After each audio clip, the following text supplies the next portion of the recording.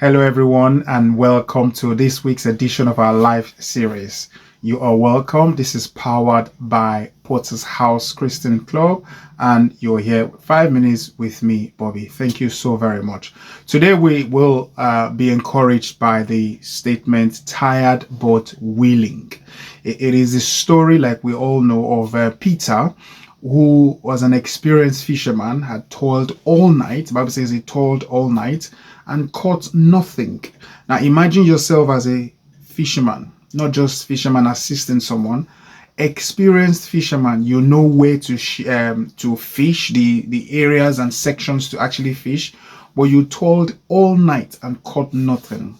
Now Peter was very tired.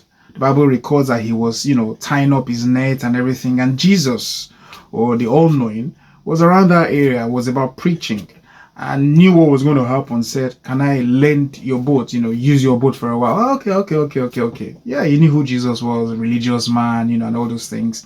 And he allowed him to. While he was trying to tie up the whole thing, Jesus told him, launch your net to the deep. Immediately, like anyone else, like you and I would probably say, I have toiled all night. Told him, toiled all night. It was true. Yeah, toiled all night. He was tired.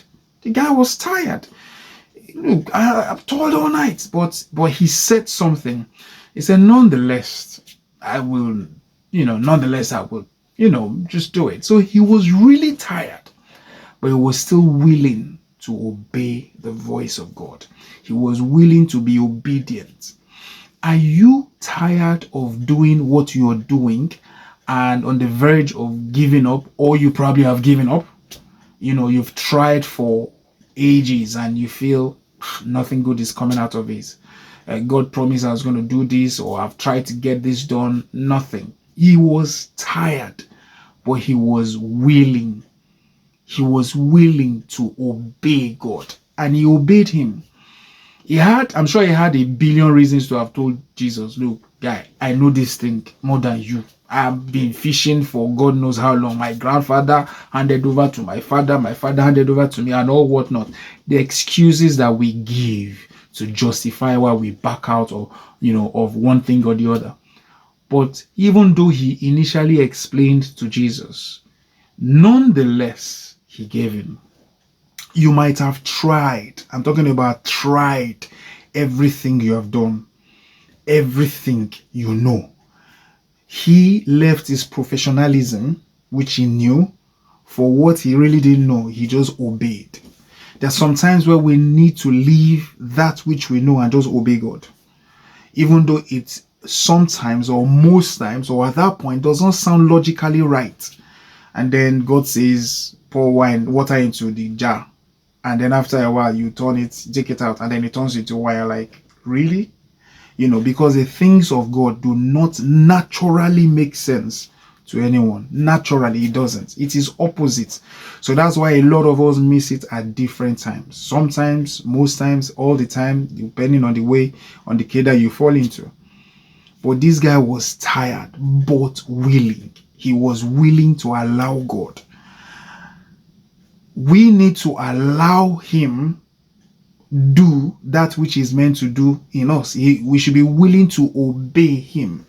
I know you have cried unto God, you have asked him for one thing or the other. Just obey him, believing that even though you have toiled all night, and you have a reason or reasons to back out, just be willing to obey him, and he will see you through. It doesn't naturally come easy, but the moment you start obeying him, the more you begin to understand him, the more you begin to know his ways, and he will direct your path. There's an encouragement for somebody out there. You might be tired. You are actually very tired, but be willing to obey him, and he will see us through in the name of Jesus.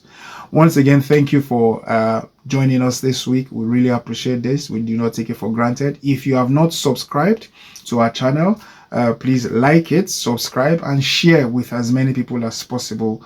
And God bless you as you do that. Till we meet again, keep being willing, even though you're tired. Thank you, and God bless you.